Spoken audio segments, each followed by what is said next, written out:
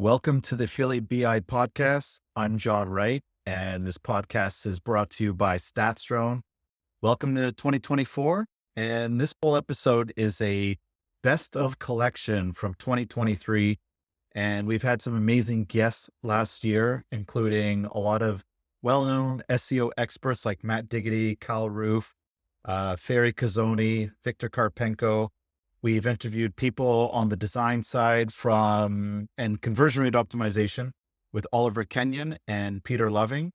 And we've covered almost every topic you can think of that relates to affiliate marketing, including content marketing, talking with Lashay Lewis.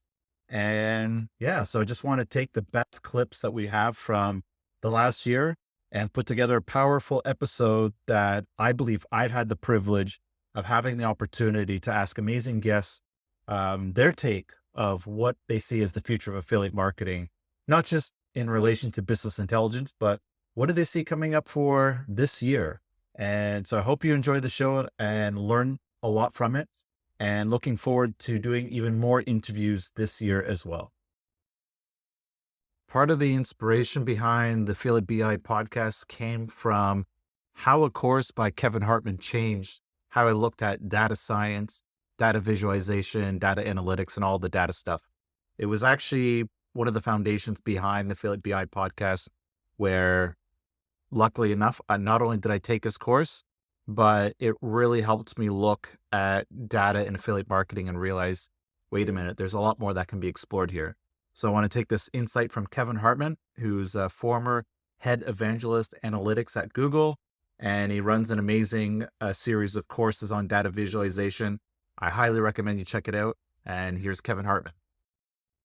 Yeah, we've been doing it for about 5 years, so I think this was a pretty early runner. But I really do believe that prior to the work we've done, most data visualization education revolved around learning a tool, becoming proficient in a visualization tool, right? And learning all the functions and features. And what we've done is taken that step back and a harder look at what makes for good data stories and good visualization and how do you ultimately get there. The tool is important, but it's just an add-on, right?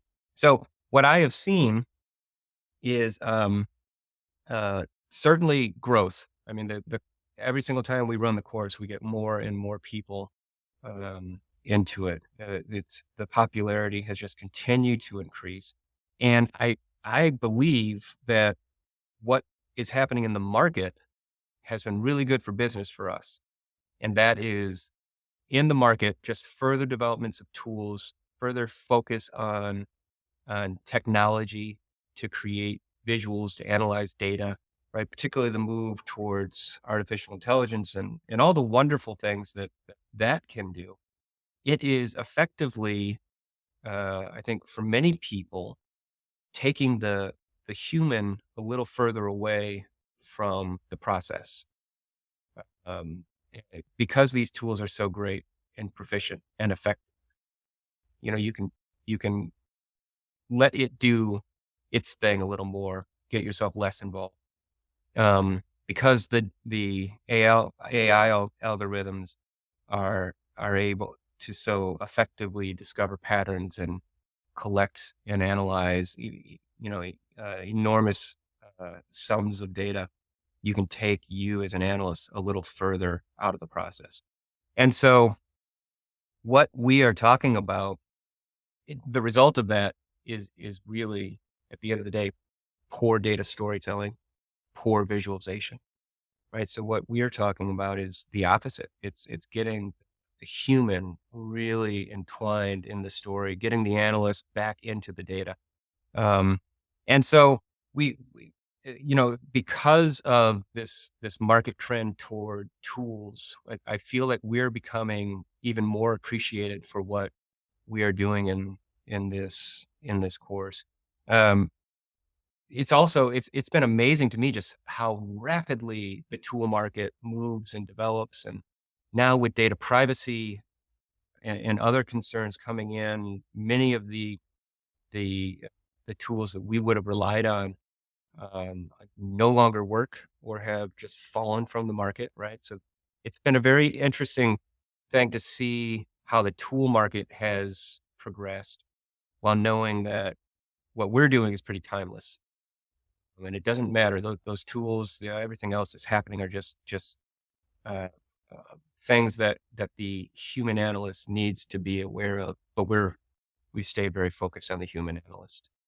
The next two clips that I'm going to play for you are two amazing guests that I was very happy to chat with. Julian Juenemann from Measure School and Sam McKay from Enterprise DNA. Both of them run schools and that offer courses on everything from data science, analytics, tools, you name it. And I really like following what they do on LinkedIn, where I think they're kind of ahead of the game. And these are people that I now look up to in terms of going, what's around the corner for data science and learning about this. So I've taken my own inspiration to learn more. And I highly recommend people check out both of their courses and websites to see how you can learn something when it comes to applying data science in any aspect of affiliate marketing. Yeah. I mean, all really good thoughts and points.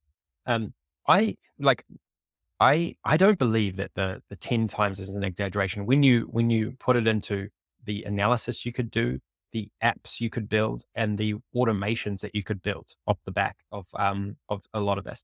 Because you got to remember that data has been exponentially growing. Just the amount of data that you have as a business. Like we're an online business. We're not a big company by any means, right? We're just a small to medium sized business. But I just think about the data that we churn out that we don't really have, we don't have that much analytics around. Like at the moment, I don't know exactly. The data's probably somewhere, or maybe it is. I don't know exactly what each individual user is doing on our platform at each time they come to the platform, right? I have a little bit of an idea based on some events that we track, but not a full idea. And just think about it. Think about how much more we could know if we could drill down into that individual person. Then we could customize and automate all of the messaging and the learning plan for that individual person. So I actually don't think it that big an exaggeration when you factor in all those different categories. Like it probably is an underestimating it, because you just think across this for every business, healthcare, entertainment, finance, just totally customized to you as a person. Think about, as a business servicing all of these customers, you want to get down to that level, right? Like that's going to make you the most money, but also add the most value to your customers. Like to me, that's where things are going. Like there's just no doubt about it. So it doesn't feel that too far removed from reality, that sort of estimation. Got a little secret for everybody. Maybe 100 years ago, people bought through word of mouth and referrals. And guess what? Today, it still happens. It still happens. And it's the biggest driver of business growth. And it's the biggest driver of lowering customer acquisition costs. And it's a signal that you're doing a lot of things right. The difference is that word of mouth has fundamentally changed over the past 20 years, especially over the past 5, with the dramatic scale and maturity of the internet. So in 1995, you could just tell your kids' friends' parents about the thing that you like at the t-ball game. And now 25 years later, you could post it on LinkedIn and 100,000 people are going to see it within the next hour. Or you go viral on TikTok and 8 million people see it, and it drives incredible business growth. And that's happened over and over again. Or you post a podcast and people listen to that podcast for 2 years and over time start to really believe and trust you. And so the idea of word of mouth has fundamentally changed over the past 20 years, which is the core difference. I really think that we need to make a split here when we talk about this between influencers or key opinion leaders and affiliates. They're really two very different things with different motions that require different ways of measuring success. Affiliates play at the bottom of the funnel and try and make a small transaction fee for a referral. Influencers start at the top and create the demand that drives accelerated business growth and accelerated word of mouth. Affiliates are not driving word of mouth. They're not. You might get a byproduct of word of mouth when they go through an affiliate, buy the product, have success, and they talk about it, but you'll rarely get the scale of word of mouth that an influencer or key opinion leader creates. that ultimately creates demand and drives business growth. So I think for the affiliate game, I think that you have to be thinking about, do I need business expansion? Do I need to expand my capabilities and services in order to not just play at the bottom of the funnel when someone searches this category, and I'm going to continue to try and win on Google being a top 3 result so they can click my link and I can get 10% of the sale? And instead of playing that game, which over time SEO is going to change and it's going to leave your business vulnerable. And so knowing that, do I need to shift to add a different service or add a different layer to my service that includes demand creation and influencing people before they're considering buying, before they're going to Google? That would be, if I was in the affiliate space, that would be my game right now. Yeah. I mean, how I did it, I think, which is a good way to do it, is to do it when you're still working full time, or at least have a different source of income. So like I first built a website, I think, in Webflow, and then in the end I turned it to WordPress, just because there's so much more optimizations you can do. Plus you can outsource a lot of things. So I was really good in outsourcing a lot of things. So I had my stable income, so I was able to put some money into place to actually have people do things for me. So to build a website, to write blogs, to add content, to kind of just, I guess, like make it as easy as possible for yourself, so you can think of new ways to do things. What I would change, add a newsletter like more quicker, I guess, because it was a really nice way to build like an audience and to keep them engaged with the site. Because otherwise they would only find you when they're searching for something.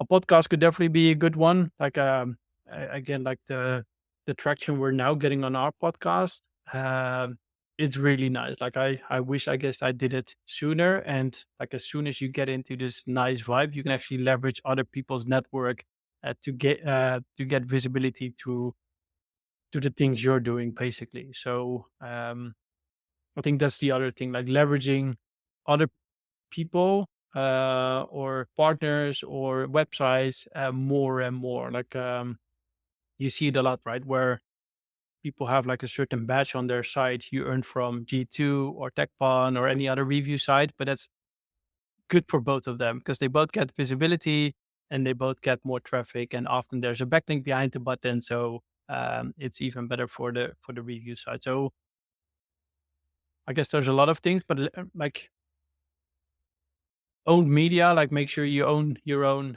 channels, distribution channels, make sure you leverage other people's network. It's just going to kickstart things, and try to like outsource if you can.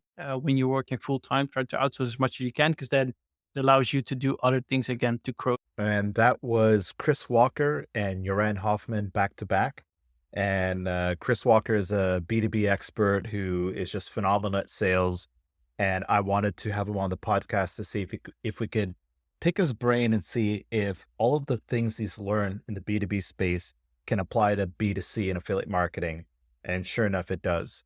And Joran is, I call him a thought leader in affiliate marketing. I mean, he has to be. He has Redditus, which is a SaaS affiliate program software. And Joran is just, he's basically bootstrapped everything you could imagine, building his software on the back of building SaaS affiliate sites. So it's really cool. Next, we're going to get into a whole bunch of SEO interviews.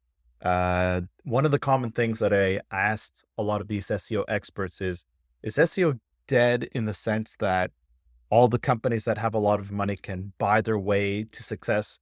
And is it too late? And almost all of them said absolutely not, that you still have an opportunity to carve your own path in affiliate marketing with content, with topical authority. So let's get into some of these amazing SEO insights. First, though, I disagree with the premise. I don't think it's saturated. And I really enjoy when something like ChatGPT comes out, because I don't know how old you are, but if you can remember back to February 2023, SEO is about to die. And we're past that, and somehow it has. I've been doing SEO for over a decade. Every 6 months, SEO is dying. But what happens is it's usually dying in a slow death. And then I would say there are 3 or 4 moments I can remember that where something was really killing it. And in each of those moments, there was a contraction of SEOs and service providers and people that were in the game. And in those moments, I realized that some people, businesses fail in the best of times. And then when there's stress, then more fail faster. And it's very true within SEO. SEOs are failing all the time, even in up economies. When there's any kind of stress, any kind of down economy, any kind of other external factor, you will see more of a contraction. What I've found in those situations, which I think we're experiencing right now, is that I make more money because more people are falling away. They're thinking it's not worth it. They don't know how to pivot. They were struggling to begin with, and now this is just one more thing that they can handle, or it really does tank their business. And so in these situations of uncertainty, that's when you can really make a lot of money and you can really be successful, because I think there's a contraction of people that are service providers, people that are doing their own SEO, people that are doing their own affiliate sites, for sure. So I do disagree with the premise slightly that it's saturated. That said, in terms of channels, I've always found it interesting that people never look at their own SERPs. They will put their keywords into tools and they'll get their data out of it. But at the end of the day, they never actually go and look at the actual thing. And that's dangerous because you're going to miss what's there, what's obviously in front of you. And a lot of SERPs have a lot of features that people don't take advantage of. There's like carousels. There's the people also ask, there might be snippets. There might be a new feature for your, there might be 4 or 5 features available on each SERP, and they're often not optimizing to potentially get into those areas because they never really took the time to look. And so I do think there are external things you can do, but the very first thing is you're already working hard for this keyword. You're already trying to get into this cluster. Look and see what's there, because there are probably 2 or 3 other channels that you're missing that wouldn't take that much more work, where you might be able to land in a couple more of them. And that's just going to increase your traffic right then and there without doing any extra heavy lifting or trying to find a new way to do it. If you want platforms outside, I think you do need to figure out where your audience is and then go to that place. So by and large, I provide services, I provide tools, I provide education. Underutilized features, I would say is the AI generator content, because it's like 25-ish, 30% adoption among the users right now. I understand not everybody wants AI content on their websites, but from what I observe, the content is often better than human written content that is not super expensive. Like if you compare like $50 article from like a mediocre writer, it will be probably worse and 100% less researched. Like imagine, like we as humans, we cannot analyze that big amount of information as the AI. Like it's just impossible to read the whole book in 5 minutes and then use all facts and interesting talking points from that book to create a review of that specific book. It is just impossible.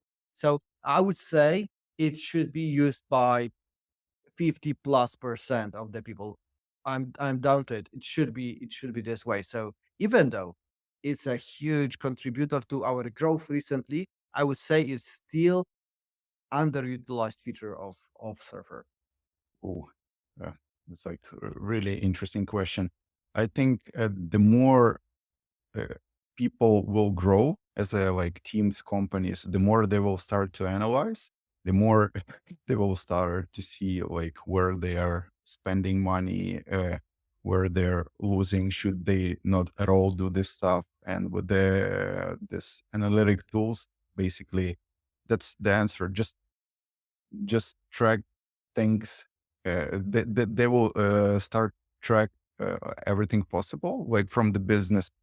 Like for example, we have dashboard in agency for every department with the P&L for every team lead, so they know. Like for example, project head of project says, "I want to do this team building. Like I need 5K," and now they go and see, can we afford 5K to do this team building, or we should like postpone it later and figure out this in a different way, like, because they see the numbers.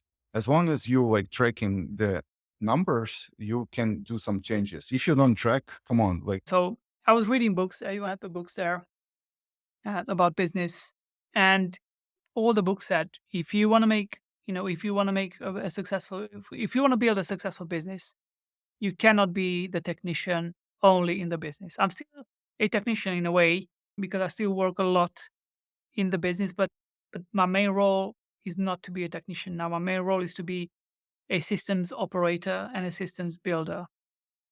To use the experience, knowledge that I've acquired to become a system operator. So in 2020, I started posting on LinkedIn. I said,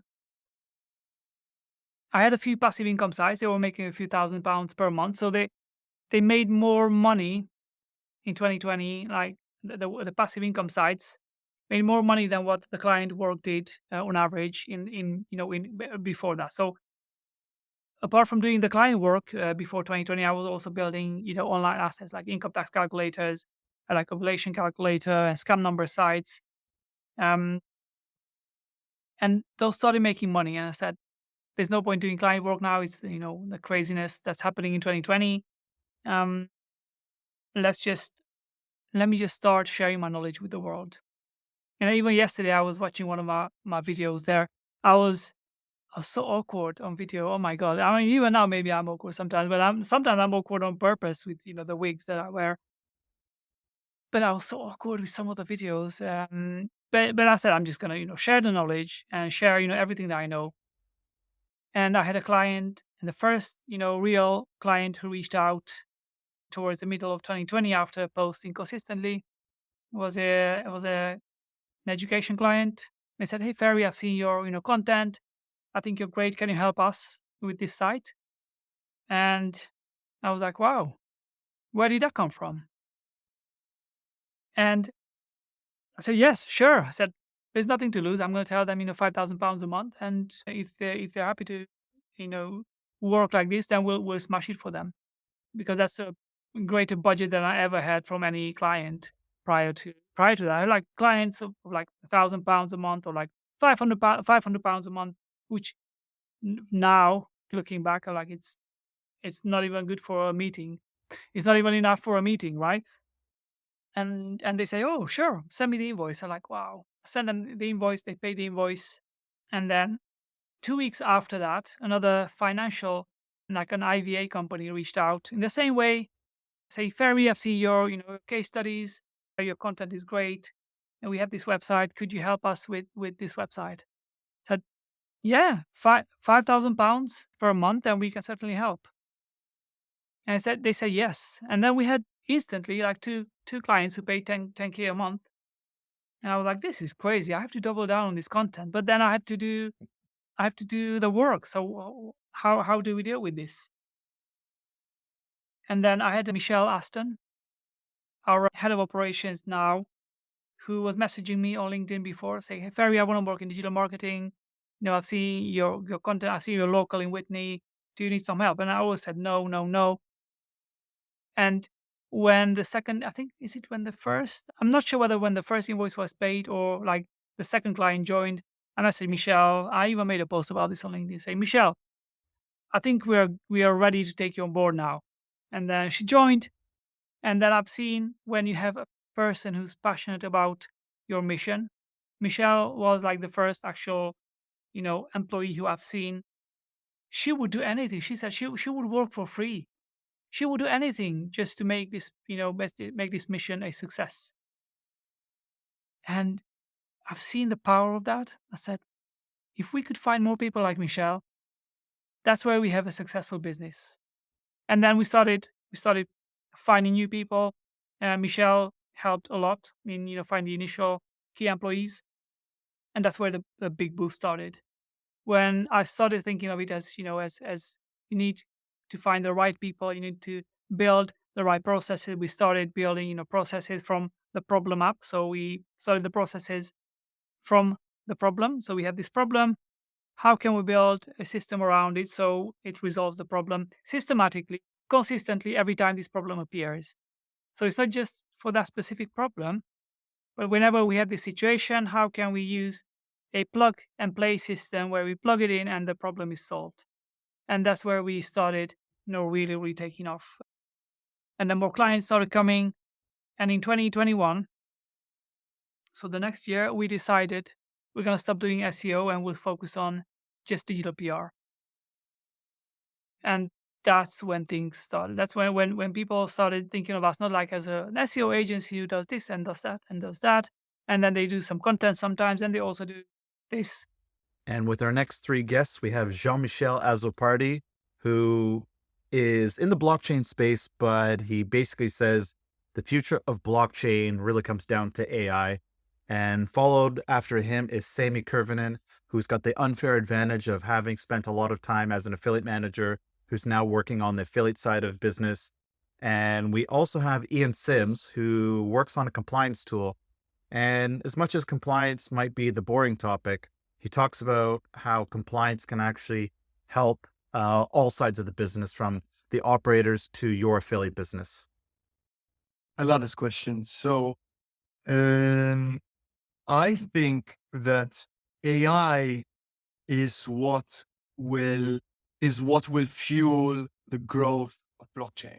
If we agree that Web3 has multiple pillars, right? As far as technology goes, there's blockchain, there's AI, there's VR, AR, XR, etc. Those are all different examples of pillars of Web3, and we know that each of them are in their relative infancy, and that they are evolving at a more rapid pace than their counterparts 15 years ago. Well, if we look at affiliate marketing, it's very much sales oriented. So if you work with especially the biggest affiliates, they often tell you that these are the rates, and you want position 1, this is what you have to pay, and so on.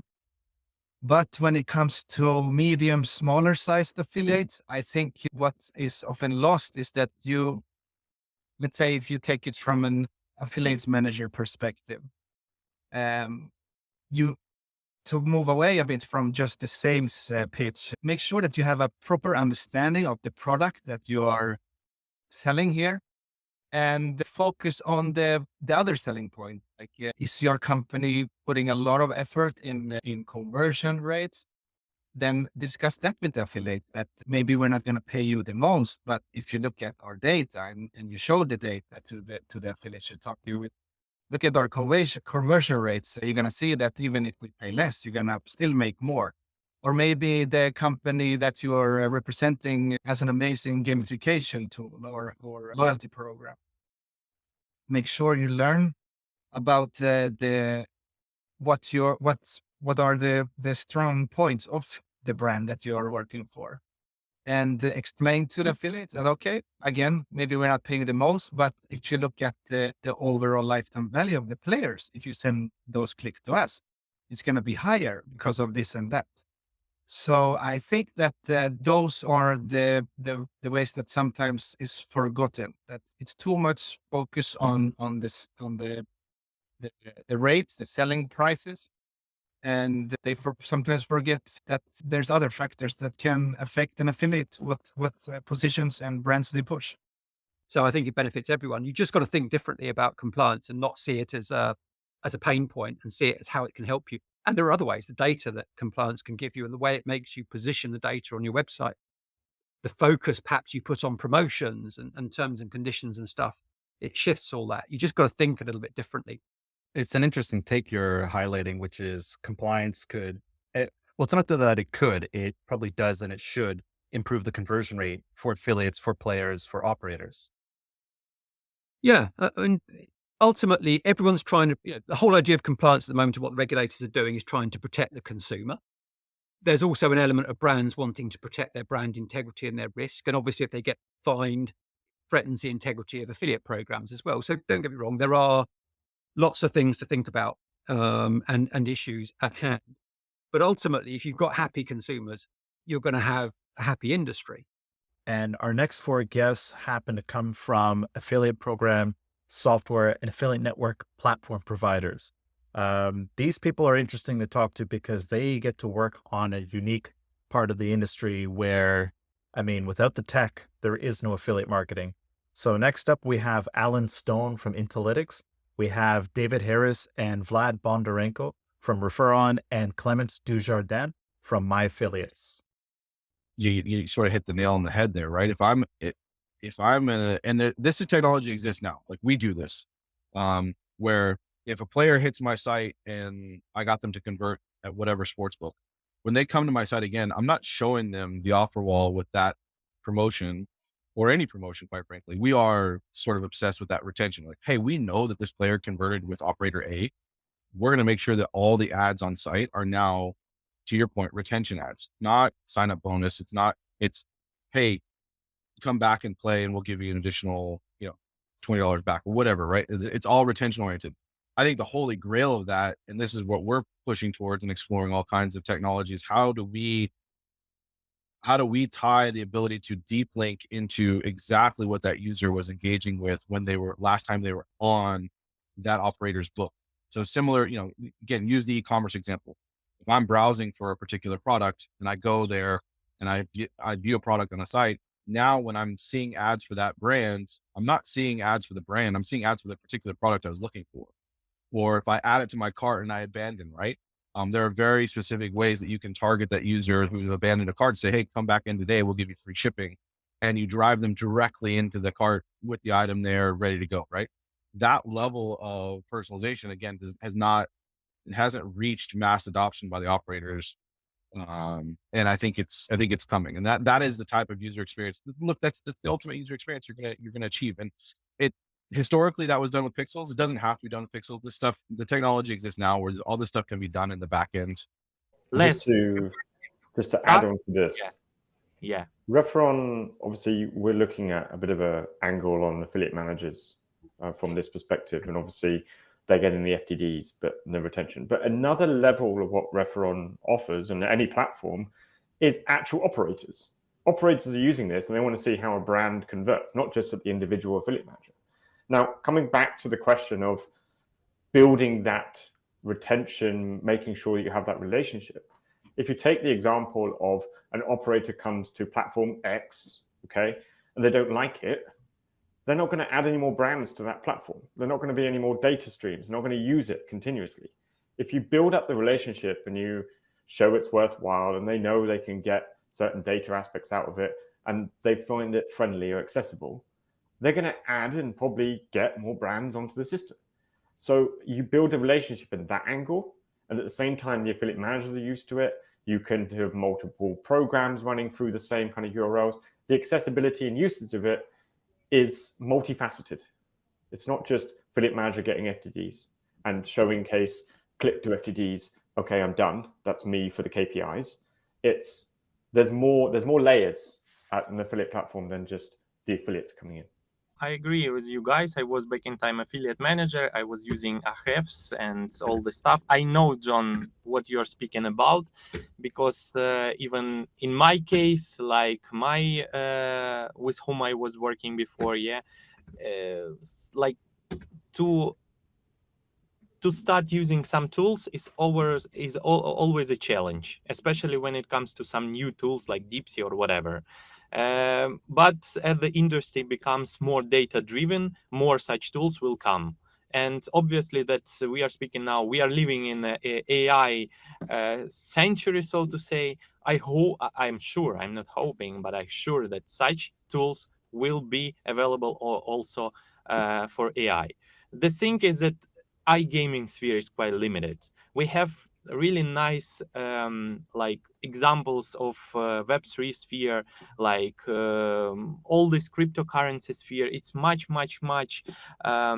is having much more higher expectation. A lot of people, much more people are involved in that, and much more sophisticated solution are there. But even there, Binance, for example, doesn't give us proper API. So what we can speak about iGaming, where money is big and a lot of money are coming here. But if Binance cannot give us proper APIs, what we can speak and tell about this small topic? So this a matter of time, I suppose, I hope.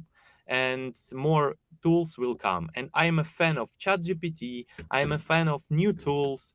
I know that it's quite low amount of people still right now who wants to use new tools in iGaming sphere. There is a problem of human resources. The good affiliate managers that were there 10 years ago have grown, have taken more responsibilities, have taken different positions. And right now there is a struggle of finding people that understand the business. Okay. We haven't done much about it because, there are courses here and there are online, but there is nothing in depth. There is nothing that is really focusing on how do we make an affiliate manager being a profession rather than something that you learn on an 8-hour course, and because that's not the way it works.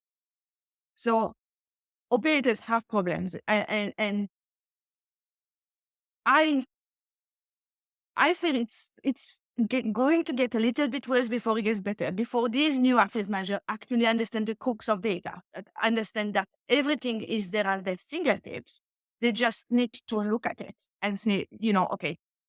And they also need to communicate more with their affiliates. Very often I feel that, it's a bit of a battle. It's affiliate manager against affiliates, and there is always that trust issue where one thinks that they are going to steal the other one, and that trust isn't there. After all these years, we haven't managed to sit down all together, open the book, and discuss all these open issues, and I think that the only thing that needs to happen is actually trust and exchange of information, so that everybody gains from it and everybody learns and make more money, make their operations much easier.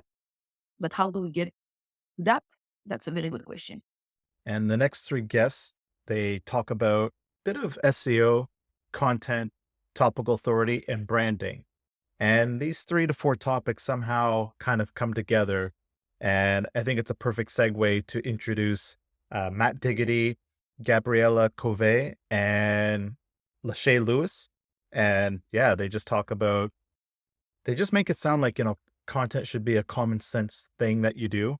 But I do believe that most affiliates, they don't take the extra time to properly curate their content, to put that brand authority, the topical authority, and to really put that branding hat on, where it's like, okay, I'm going to be the best I can be at this topic, and I'm just going to go ahead and nail it. I don't think everyone has the mindset that I'm going to be the best at this, and I'm going to go out of my way to help the customer. So I can't wait to share these next 3 insights with you. Volatility is like just the name of the game with SEO, right? I've been doing it since 2009, and it's always been volatile. I mean, like the first year I got into it and actually started getting success and making a bunch of money and breaking 5 figures, my whole entire portfolio died that year too. So I'm kind of used to volatility, but right now it's an interesting time in SEO because I think it's simultaneously harder than it's ever been before and easier than it's ever been before. And let me explain myself. So it's harder in the sense that it takes more resources to do SEO. And in the world of SEO, resources means content and backlinks. So whereas before you could go after a niche site with 20 pages of content, if it's just like hyper targeted, right, going after knee pain or something like that. Just I'm going to write really good content, 20 pages, and just dive right into knee pain. That doesn't work anymore. So now we're in a world of topical authority where it's like the website that covers the topic more completely will gain what's called topical authority and have an advantage of ranking over other websites that only dabble in a topic. So there's the content resource that's ballooned. There's also link resources that you need to apply to a website. So it's just kind of ridiculous right now. Google solves a lot of their problems with just who has the most backlinks. I'm referring to the EAT algorithms, product review algorithms, tons of algorithms where they put up a list of things that how they want their algorithm to work, but it really just boils down to backlinks. It worked really well. But I always knew there was like a better approach, and I saw the future, all this link farming and all that stuff. Like it might work now, but I don't think it just doesn't feel right. It feels like you're trying to scam the system and outsmart it, but you're going to lose in the end. It didn't feel right. Like there was something like I'm like, I don't know. I don't know if I want my client's website to be on this shady website because I saw that it's shady.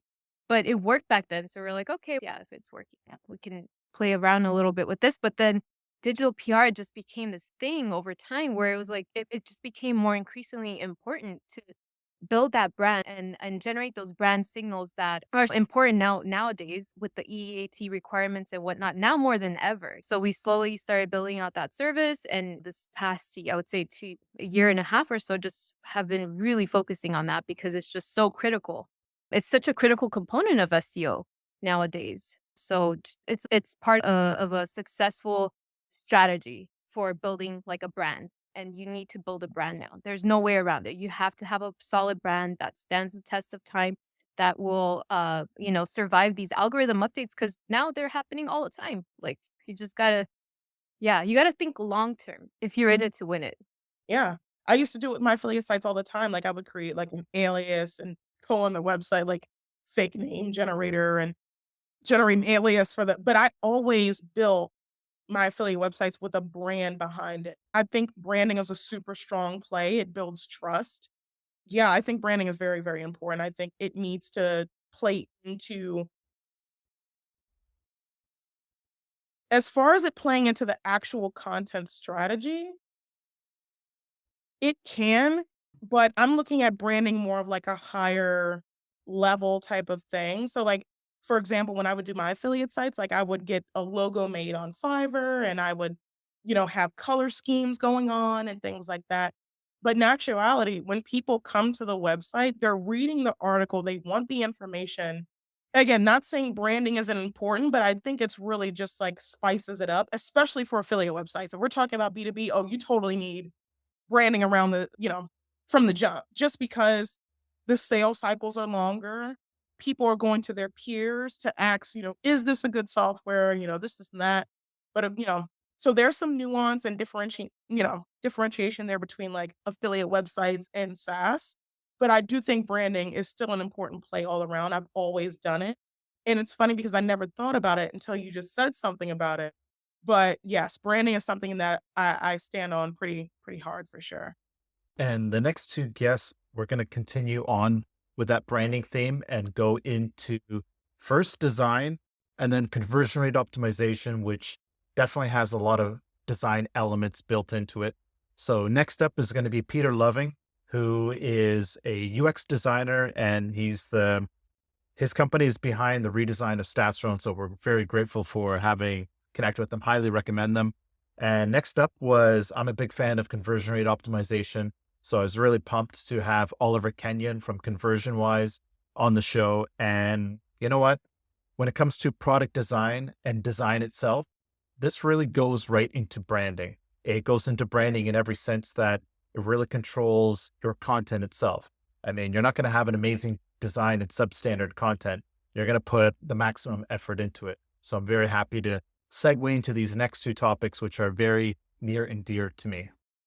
And it's because fundamentally, when we're designing, we're always thinking about the end user. So we do our best job to really understand them and their needs and their goals. So the more intimately we understand them, the better we are to then think of from their perspective of giving them the things that they need. So at the beginning of any product or website, that's the process that we go through. It's really getting to understand those people. What are they looking to achieve and what result do they want?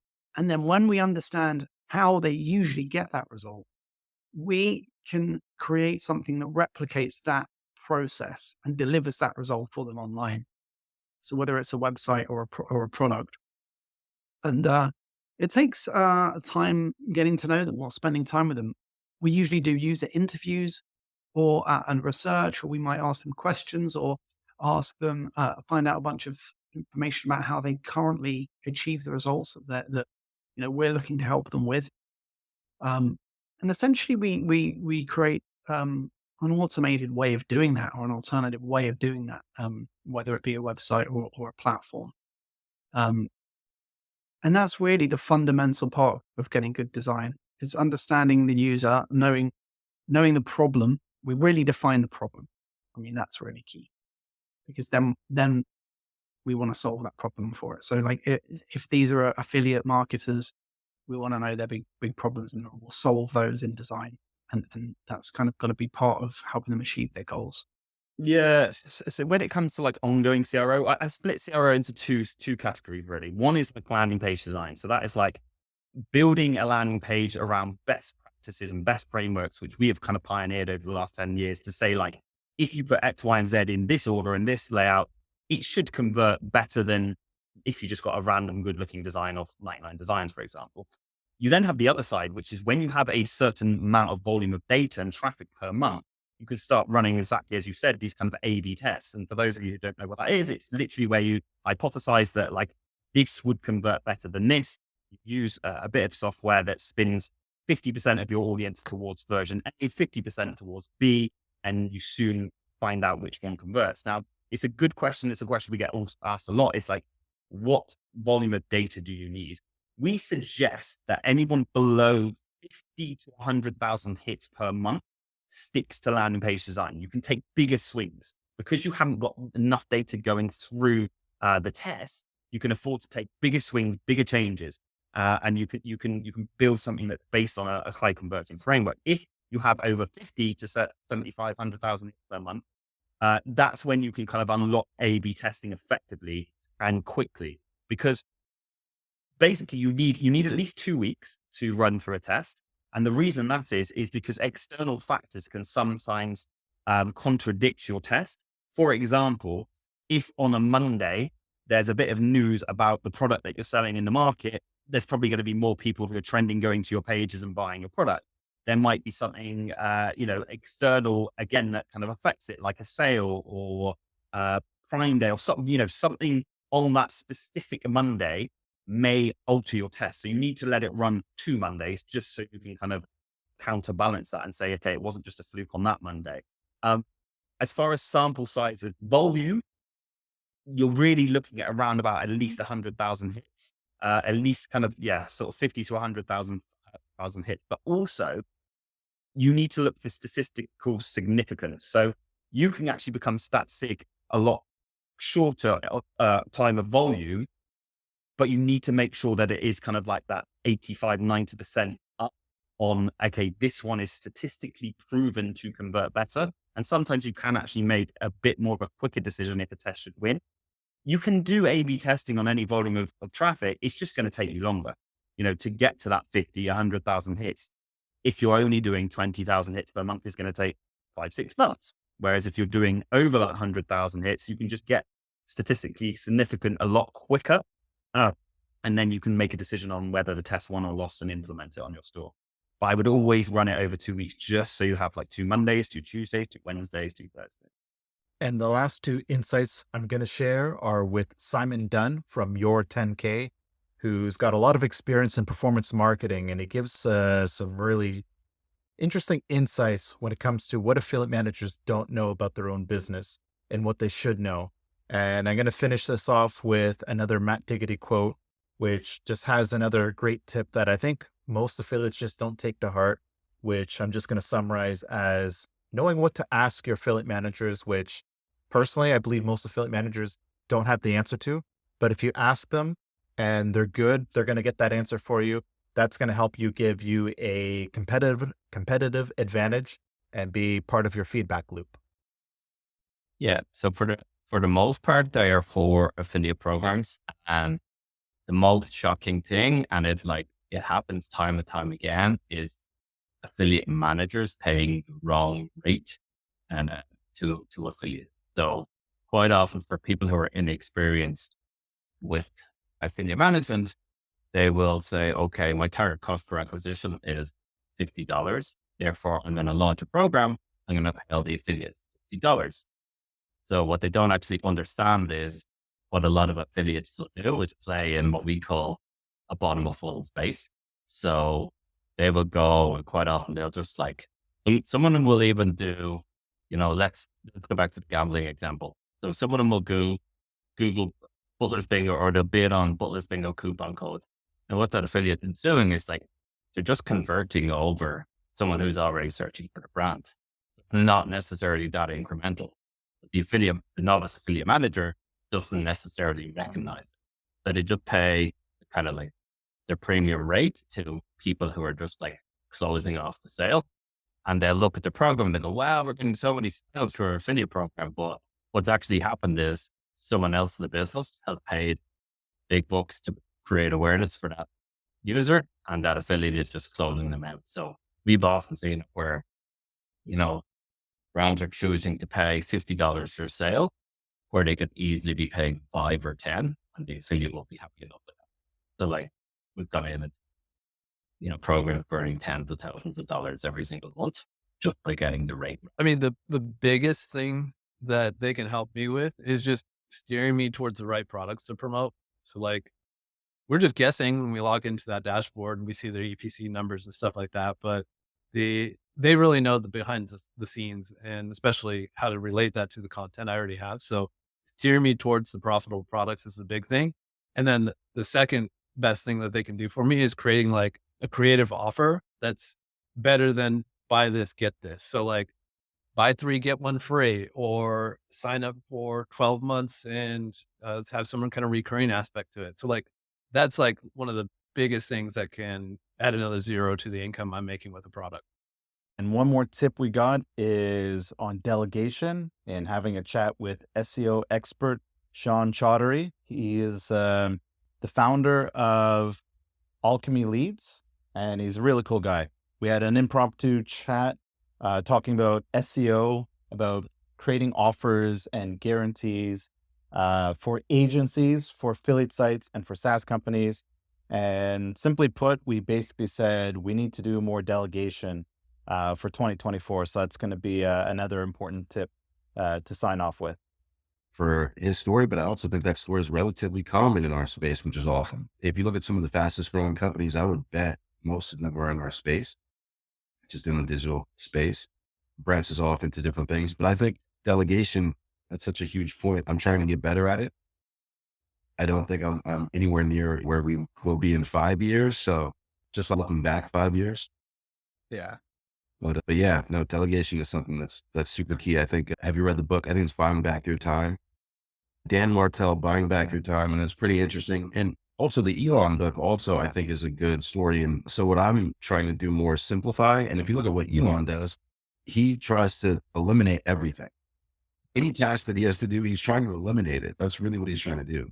So if there's 1,000 parts of the process, he wants to make it 1 or 4, as simple as possible. And yeah, I think there's a simplicity and delegation and systems, and also just structure, right? Like having people in place to be your support so you don't have to do all the nitty gritty. I think that's what this upcoming year, I think that's the next phase. That was an amazing collection of insights. And I'm just super grateful for having the opportunity to get to ask these questions to some of these amazing guests over the past year. And it just gives me a lot of inspiration for what's to come over this 2024.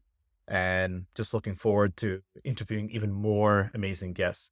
If you want to do a big favor, if you've reached this far, is if you can leave a comment or rating wherever you listen to your podcast, that helps us kind of leapfrog our podcast to get more listeners, get well known, and it's going to help us land some amazing guests. So leave a comment, ask any question you want, and looking forward to giving you more amazing insights in 2024.